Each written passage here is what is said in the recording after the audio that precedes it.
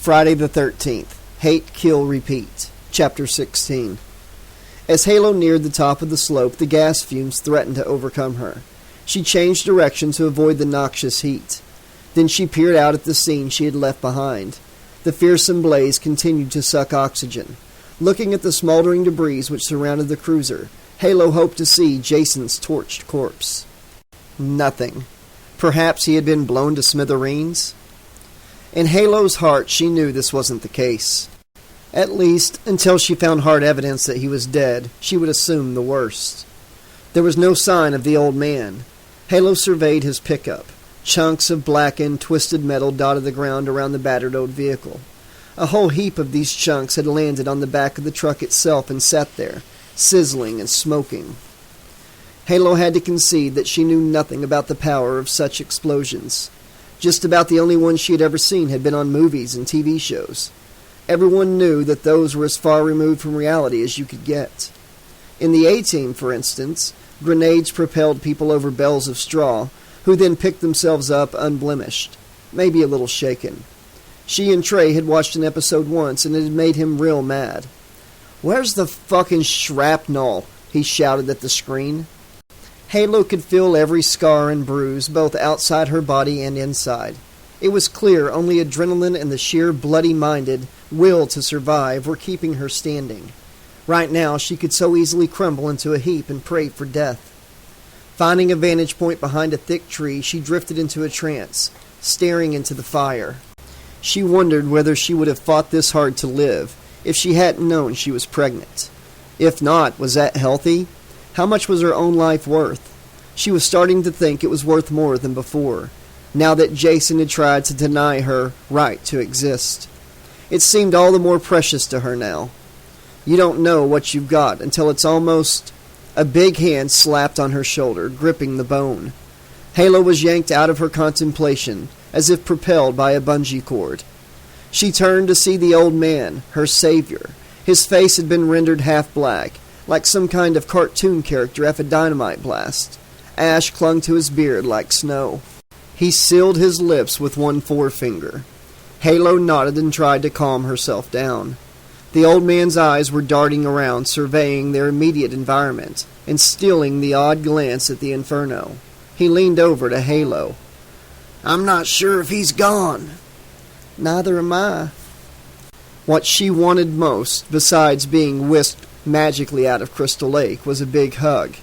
There was something paternal about this guy, but this really didn't seem the right moment to seek fatherly reassurance. Still, there was no harm in a pleasantry or two. "My name's Halo. Thanks for getting involved.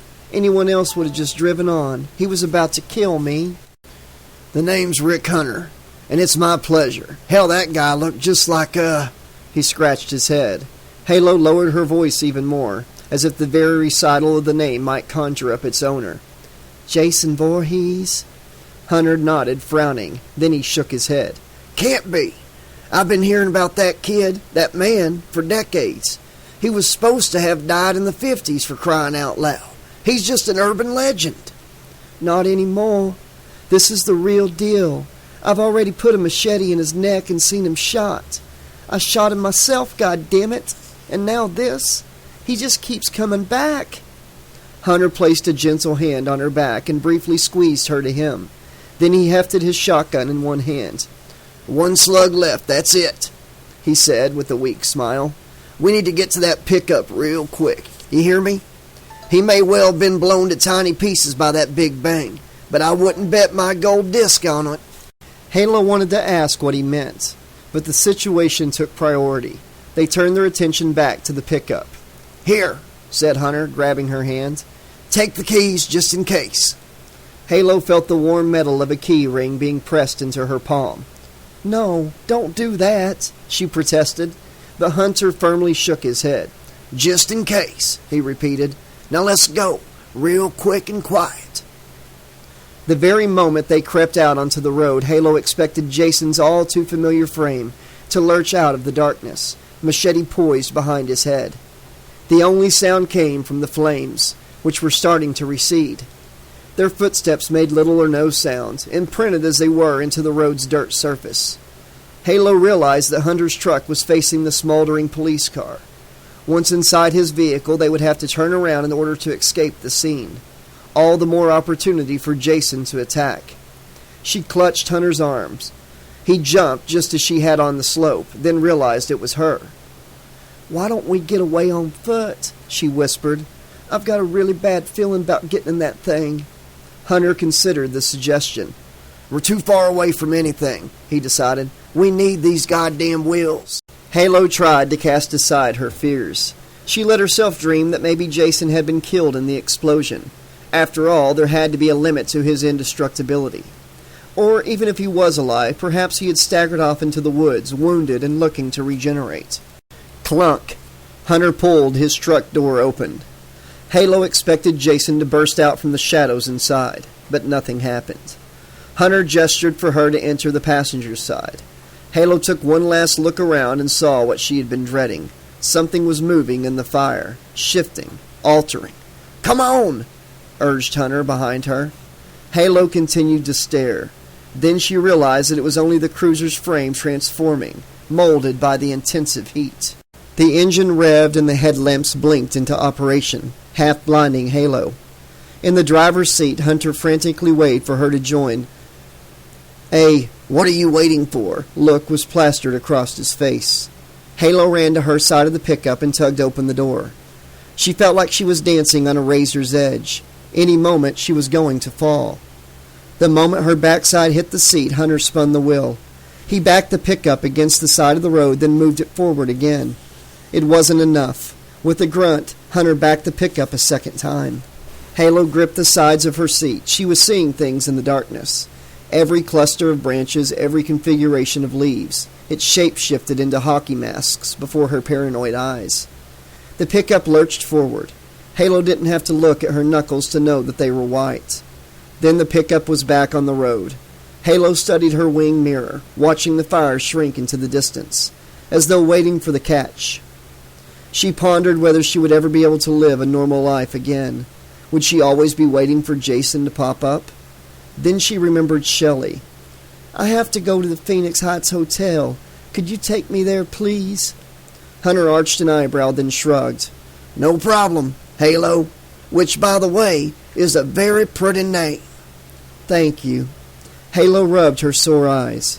When they opened, she noticed that it was nearing midnight. "Time flies when you're fighting for your life," she noted. "I'm sorry," she added. "You've done more than enough already. It's just that I'm really worried about my sister." "Like I say, we'll go straight there. I know a good route. We'll both have to speak to the police. You also look like you need an ambulance, Missy." "Oh yeah, I'll do all that stuff, once I know whether Shelley's really dead." The truck's speed was reassuring. Every turn of the wheel took them further away from Jason. She told herself, unfolding her arms and trying to relax. All around them, woods were starting to give way to open fields. Just the sight of open space made Halo's stomach loosen a knot or two. "You're a musician?" she asked, remembering the gold discs. "Used to be. Now I'm a producer." A smile triggered crow's feet at the corners of his eyes. "I'm too old to tour these days." "Where were you going tonight?" she asked, closing her eyes. "Went hunting today. I was on my way home, couple miles out of Crystal Lake." "Hey, talk about living up to your name." Halo didn't agree with blood sports, but felt she owed him some interest. "Sorry for interrupting your journey. Did you get anything?" "A few birds and whatnot. They're in the back, but they're probably barbecued by now with all that junk." Halo actually allowed herself a small laugh. She couldn't remember the last one she'd experienced. It felt so unnaturally good that she didn't want to stop. The laugh ended up sounding hysterical, so she regretfully cut it short. "You've had a terrible shock, Missy," said Hunter, as Halo twisted around in her seat. "You'll need good care." "I know," she said, pressing her face against the window that looked out over the back of the pickup and the dark road beyond. She wanted to see if Hunter's poor dead birds were visible amid the debris. "I just need to keep going for a while." She had planned to end the sentence with the word longer, but it never came. Instead, her mouth stayed wide open. There, among the warped links of metal, the half-rolled tarpaulins, and yes, the dead creatures, was a hockey mask, gazing impassively up into space. Dryness spread through Halo's mouth, then down her throat. She feared she would turn to stone that very second, merely from gazing upon that mask. Was it just a mask, blown off of Jason's head by the explosion? She sensed Hunter's concern. "What's wrong?" he asked. Her mouth moved a futile gesture. Her brain was not up to formulating words. All of its energy was concentrated on watching the mask. Then it began to rise. In horribly timeless slow motion, Jason Voorhees raised his top half like the blade of a penknife. His malformed head rose smoothly and inexorably until it was level with hers. Halo watched powerlessly as Jason yanked his machete free of the junk. Without taking her eyes off him, she murmured, "He's on the back of the truck." "What?" Hunter's brow furrowed. He checked the wing mirror and saw nothing. Then a glance back over his shoulder delivered the goods. "Well, fuck me running!" "What the hell are we gonna do?" Jason pulled himself towards them, machete in one fist, crawling like some giant cockroach. "Hold on to something real tight," said Hunter. "Do it now!" Halo thrust the fingers of her right hand through a plastic handle near the ceiling. She had no idea what to do with that other hand, so braced her entire body, pressing her feet firmly under the dashboard. Jason's fist punched in the back window. Glass shards whipped the side of Halo's head. Hunter slammed down the brake, practically standing on it. Halo gritted her teeth, determined not to vanish through the windshield. The truck jerked violently, reaching a whiplash halt. Jason soared over their cabin, down over the hood, and bounced along the road like a lump of clay in front of the truck. He had initially struck the ground head first. Anyone else would have died instantly. Yet Jason Voorhees was not anyone else. "Run over him!" Halo yelled. Dazed from the emergency stop, Hunter pulled himself together and gunned the accelerator. The truck groaned in protest as it took off, rather slower than either of them would have liked. By the time it hit Jason, it was traveling at no more than 10 or 15 miles per hour.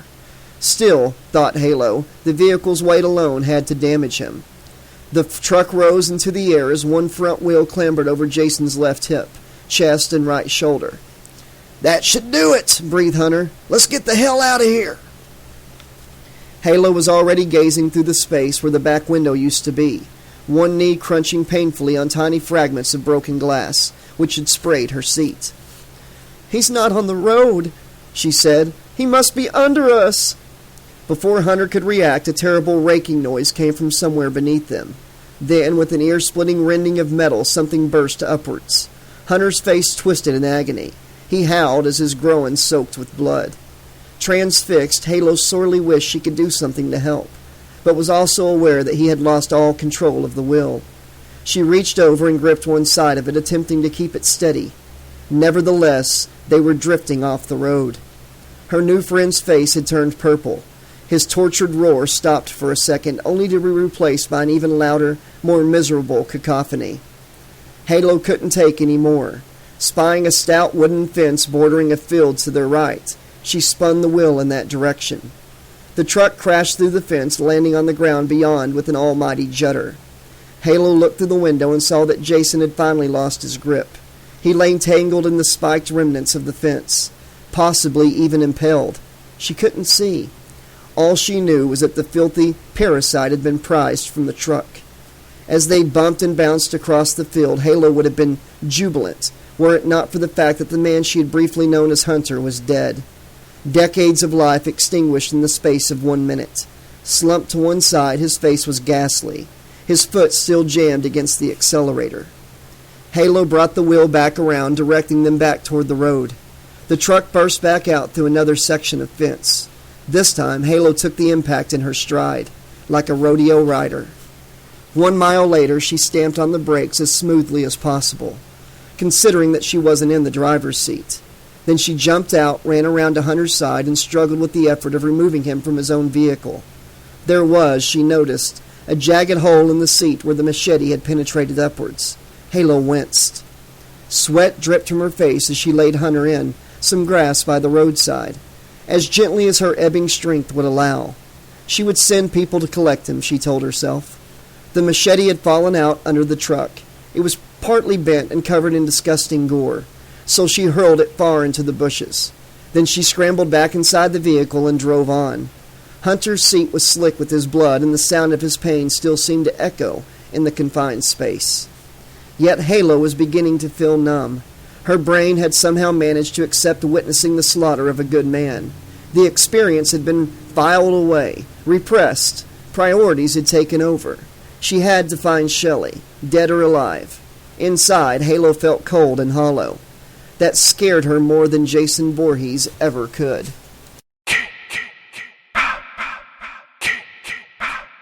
Sometimes Clayton Hines liked to simply stand back and admire it all. His little empire. Cradling a glass of scotch on the rocks, he sucked on a Marlboro cigarette and gazed up at the behemoth that he had built. Almost literally. He had certainly been involved in the hotel's long renovation, at every stage, planning what in his eyes would be the perfect place to stay, an establishment that would bring new respectability to the area, and more importantly, money. The area had a few hotels dotted around, sure, but nothing like this.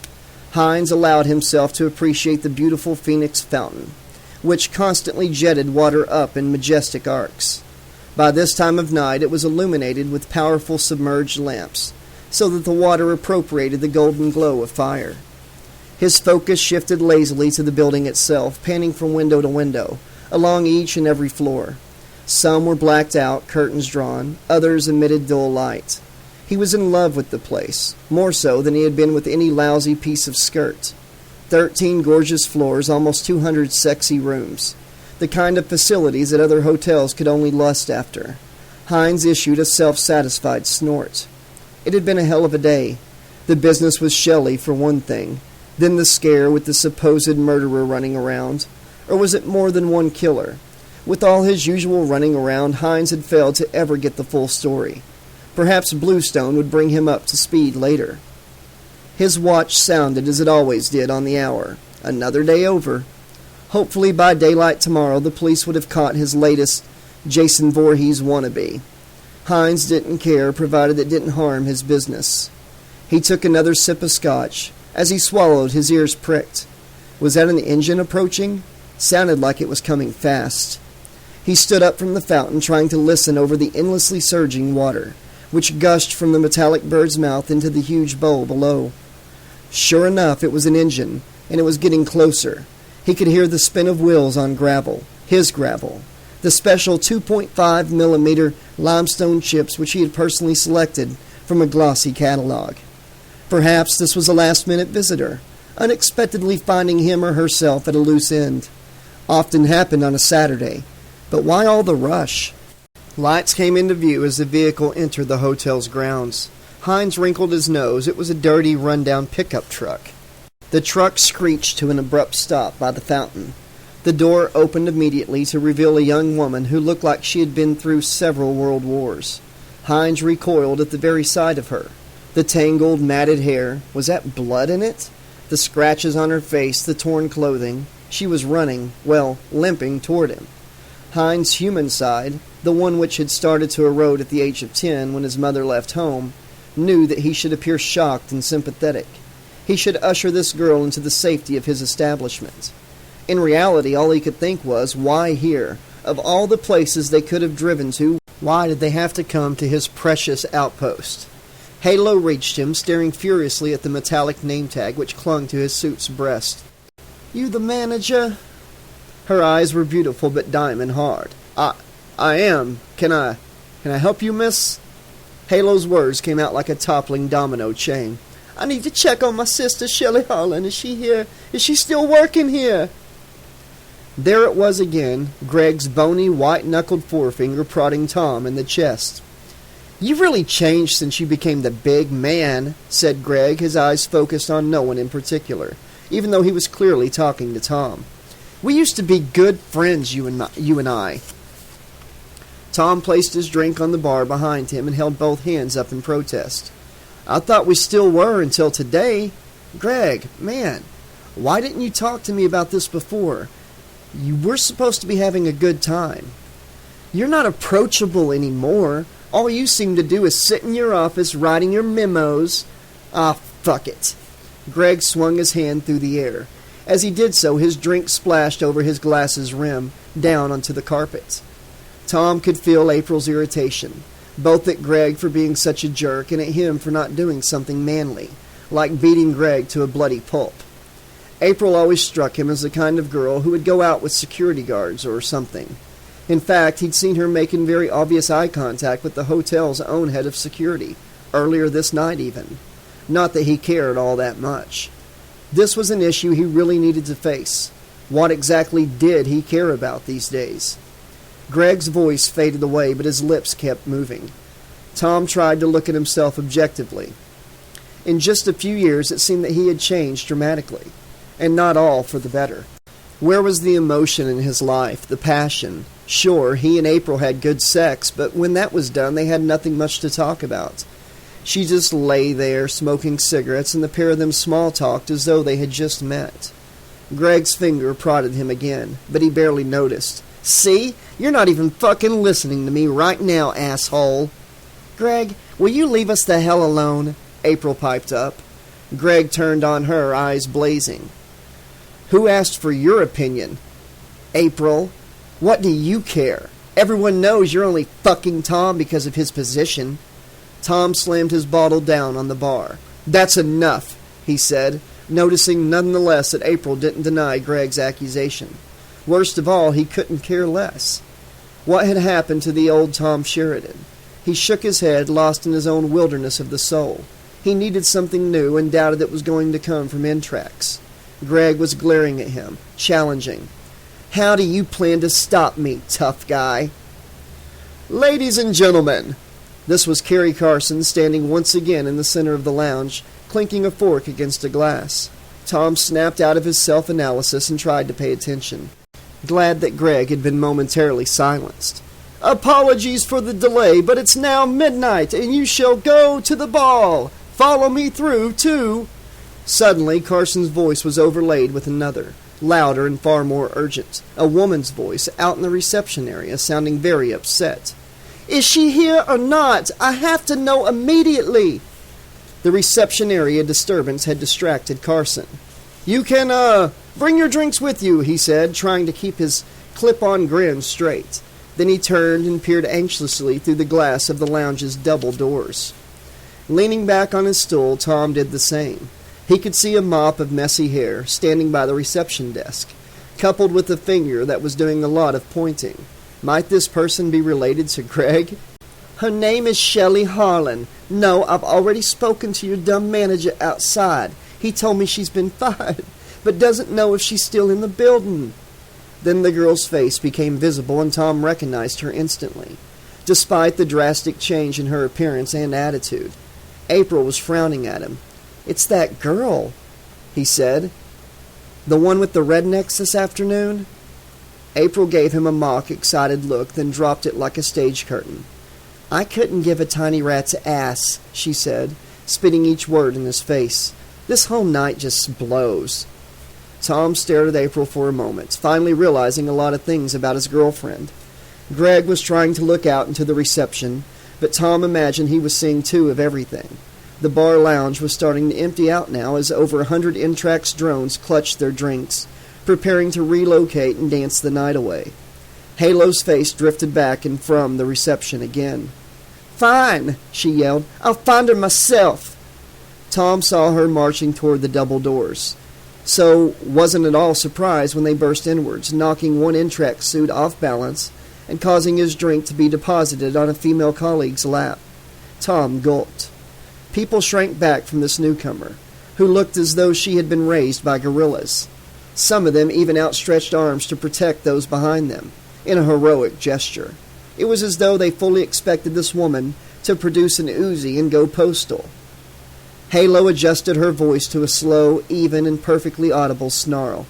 Has anyone seen Shelley Harlan, the receptionist? Her eyes jerked demandingly from person to person. Carson was staring hard out at reception, clearly outraged that hotel security had yet to intervene and cart this problem away. Tom made his way through the crowd, jostling people aside. He smiled nervously at Halo. Remember me? He said. We met earlier today. Halo nodded neutrally. I remember. Why do you need to find your sister? Because, Halo began. Her bottom lip began to quiver, but she pulled herself together with an angry gnash of teeth. Because, she said more mechanically, as though trying not to think what these words meant. I think she might have been murdered. Oh my God, he said. I'm so sorry. Don't worry, I'll help you look. Around him, the lounge was rippling with dismay at this talk of murder. Halo nodded thankfully at Tom, feeling as though he was taking his life in his hands. He stepped forward and lightly embraced her. She felt like an oak mannequin. What are we all waiting for? Said a familiar voice just behind Tom. So Tom's got a new chick with a sister who might be dead. What the fuck? Let's get drunk! Tom's blood boiled. Releasing Halo, he turned around slowly to see Greg, just as he had expected and feared. Greg shriveled in the heat of Tom's wrath. Throughout the lounge, you could have heard an MX card drop. I think you've had enough, said Tom. Then he leaned back and punched Greg in the face. His former friend tumbled against people behind him. They flinched away from him, ensuring that he struck the plush carpet with full force, groaning nauseously. April appeared next to Halo, whose arm she prodded. Halo glared back. She's not really your new girl, is she, Tom? April slurred. If so, I can't say much for your taste. All around them, colleagues were expressing hushed surprise that Tom and April were together in the first place. She's not my new girl, April, but you're not my girl either, sorry. April squealed and raised a hand to slap Tom. Halo grabbed the other woman's wrist, fixing her with a threatening gaze. April broke loose and stomped out of the room, hands cupped over her mouth, unleashing sporadic roars of outrage. Okay, said Halo, turning to Tom. Are you done? I sure need to find my sister. Sure, let's go. Carrie Carson stomped into the spot which Greg had once occupied. Giving Tom the evil eye, he waved for everyone to leave the room. Come on, folks. Nothing to see here. Head on through to the ballroom B, down there on the left. People barely moved, entranced by the spectacle. Greg lay on the ground between their feet, clutching his face, unaided by anyone. What the hell are you doing, Sheridan? Carson demanded, his nose even redder than usual. Halo spoke up. Probably what he should have done a long time ago. Tom looked at her, then back to Carson, still stoked with adrenaline from throwing his first ever punch. He ground his jaw uneasily. Carson glared at Halo as if he wanted her to crumble to dust right there and then. When I want the opinion of trash, he said, I'll ask for it. Tom raised his fist. You know nothing about this woman. You want a knuckle sandwich too, you old corporate cocksucker? Shove your stupid, dull, dehumanizing company up your flabby ass. That was OTT, he thought, even as he said it. But it should do the trick. There was no going back. Carson looked stunned, as did many of their audience. That goes for all of you, Tom added, casting a withering glance at random faces. Standing there with your mouths open when someone seriously needs help. Let's hope your weekend hasn't been spoiled, huh? Have a peachy fucking keen night. He placed a trembling hand on Halo's back and guided her out through the double doors. A burly official was marching up to meet them. Tom recognized him as the hotel security chief. Walt Bluestone stood with his hands on his hips. He ran a distasteful look up and down Halo, who glowered back. I heard there was a commotion in there, he frowned, nodding toward the bar. Anything to do with you people? Clayton Hines had seen a shadow out the corner of his eye. He gulped back the last of his scotch, then crunched the remaining chips of ice between his teeth. Still holding the glass, he approached one of the thick clumps of trees, which made Phoenix Heights appear even more palatial. As financially rewarding as hotel management had been for him, Hines's heart had always been with security. If he had been born bigger and stronger, that's the job he would have done. The idea of people trusting you to protect them, while paying you handsomely, attracted him greatly. He liked to keep track of his own security team's movements, vicariously grab a piece of their action. He knew he checked up on them more often than the average hotel manager might. Bluestone had tried to subtly tell him so, on more than one occasion. But Hines feigned ignorance and continued to join his guards for strolls around the grounds. Maybe some of them thought he was gay. Nearly at the trees now, he could hear a faint crackle. Radio static? Must be one of the guards, bored and tipsy. Hines wandered into the darkness which skulked between the trees. The gravel gave way to soft earth, making him wish he wasn't wearing his new Gucci's. Fishing around in his pocket, he produced a key fob, which doubled as a tiny torch bulb. He activated it with his thumb and it emitted faint light, just enough for him to avoid bumping into things. He heard another crackle nearby. He followed it, his heart thumping. This was the life, he thought. A huge figure loomed over him. Norwood Thawn had stopped crying about a mile back. Ed Daimler figured he was fair game for questioning now. Damn the rolls. It had been a long day, and Daimler felt hard done by mean-spirited. He wanted to toy with this fucking psycho. "So, what's this little spree been all about?" he asked, looking down the gun's barrel at Thawne's red, puffy face. "God stuff?" Thawn looked at him, as though he was scum. "Maybe I am," thought Daimler, "but I'm no killer. At least I only kill people who try to kill me." Seeing Thawne's lips remain tightly sealed, Daimler felt even more playful. He couldn't resist provoking the captive some more. He felt like a cat with a cornered mouse. Why not jab a couple of paws at it? "That's fine," he said, smiling at Thawn. "No need to talk. I think I've got you all figured out anyhow." Thawne's eyes flashed with indignation. Daimler laughed to himself. Thawn was a bright guy. The very thought of being so easy to decode must really make him mad. "Really?" Thawn finally said, disdainfully. "Well, aren't you the good little agent? Quantico will be pleased. Until they realize you're talking out your ass." "Am I? You don't even know what I think yet." "I know that you know nothing about me." "I'm a profiler, Mr. Thawn, just like my colleague here. Our job is to build up a picture of what goes on in the sick, twisted psyches of fuck-ups like you." Again, anger in those blue eyes. Daimler was getting the rise he wanted. "We've seen your work, if you could call it that," he continued. "To be honest, it doesn't take even a man of my experience to unravel your moral fabric." Thawn looked away, staring out of the window, yet his brain was ticking. "And it is all about morals, isn't it?" Daimler pressed. He adopted a childlike voice. "People don't behave the way I want them to. Boo fucking who?" "Ed," said Van Stat, "aren't you supposed to save this stuff for—" "I don't care," he told her. "We've traveled a long way to catch up with our guests here. I want to get some value out of him." Then he turned back, adjusting his gun so it was trained on Thawne's left eye. "So, where does all that hate come from, Mr. Thawn?" Silence. Blurred trees zipped by. "I asked you a question," said Daimler, as calmly as he could manage. Images of the victims were flickering through his mind. He would have dearly loved to pistol-whip Thawn right there and then, smash in his face and see how righteous he felt then. "Answer me!" A gentle smile spread across Thawne's lips, as if he knew the tables had turned. Daimler couldn't legally make him talk. So this Fed was the one most likely to wind up frustrated by the one-sided discussion. Daimler decided to play a trump card.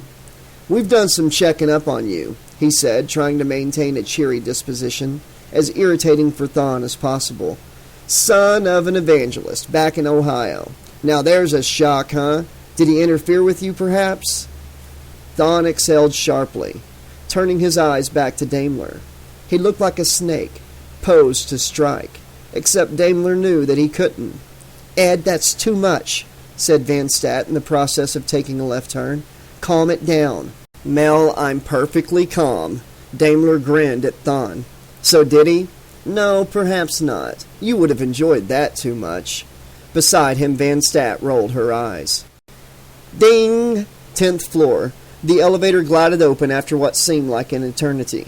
Halo was up here under sufferance. Her new ally, whose name she still didn't know, had blustered his way around the security meathead, then bustled her off swiftly toward the elevators. "If you don't stop pushing me around, I'll break your jaw," she told him as he waited for her to step out onto the 10th floor's red patterned carpet. "You don't seem to understand what—" "Look, I understand what you're going through. You're extremely worried about your sister. But running around the reception area shouting isn't going to achieve anything. What's your name, by the way?" "Halo." "I don't care what yours is." In reality, she did care, but now was not the time for pleasantries. Those things hadn't gotten her very far in life. Besides, she'd wasted enough time already, hadn't she?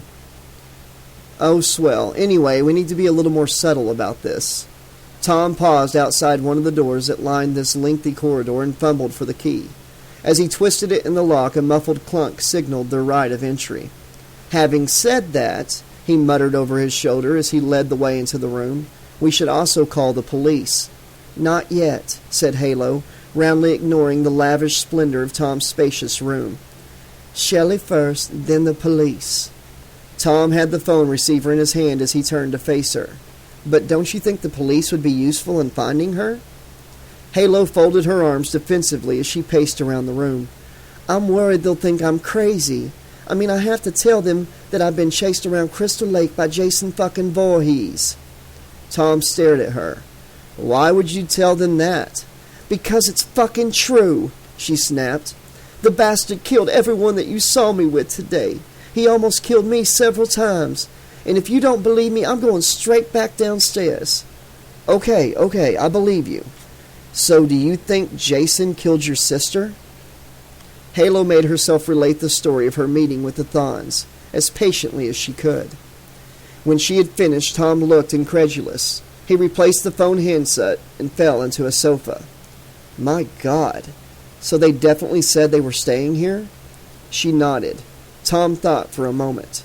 Did you get their names? First names, Norwood and Penelope. Okay, said Tom, reaching for the phone again. Let me try something. Clayton Hines was dancing on broken glass. The sudden appearance of Tyrone Fitton, one of Walt's bigger boys, had made him drop the tumbler. In the aftershock, he stumbled around, standing on the damn thing and smashing it. Fuck it, he said. Thank God these Guccis have tough souls. What are you doing here, Mr. Hines? Asked Fitton. He had reacted professionally to the sudden surprise, but the bunched muscles on either side of his jaw suggested that he wished he could strangle the little jerk. Hines felt a twinge of embarrassment. Then his ego took over, and he flushed with indignation at being questioned by one of his own grunts. I heard a noise, he said. I thought I'd take a look. You got a problem with that? With respect, sir, I do. That's the kind of thing we should be taking care of, especially on a night like this, with killers on the loose. Hines nodded, saying nothing. He knew the grunt was right. So why are you in here? Fenton, is it? Tyrone Fenton, sir. I saw rustling in these trees. Turned out to be a family of raccoons. Ah, said Hines as the pair threaded their way back onto the gravel. Pesky little vermins, huh? Back among the trees, somewhere in the darkness, they were being watched.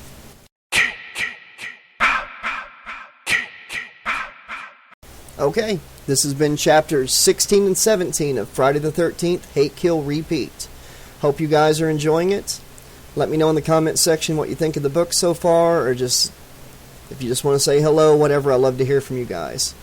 Guys, we're fastly approaching 1,000 subscribers, and when we get there, I've got a very special giveaway planned. There's going to be 4 winners. We're right at 800 right now, so sometime very soon I'll be announcing the details of the 1,000 subscriber celebration giveaway. Please take the time to click the like button, click the bell so you'll always know when new chapters and updates are dropping. Thank you, everybody, and until next time, this has been your friendly neighborhood 80s slasher librarian saying, thanks for listening, and good night.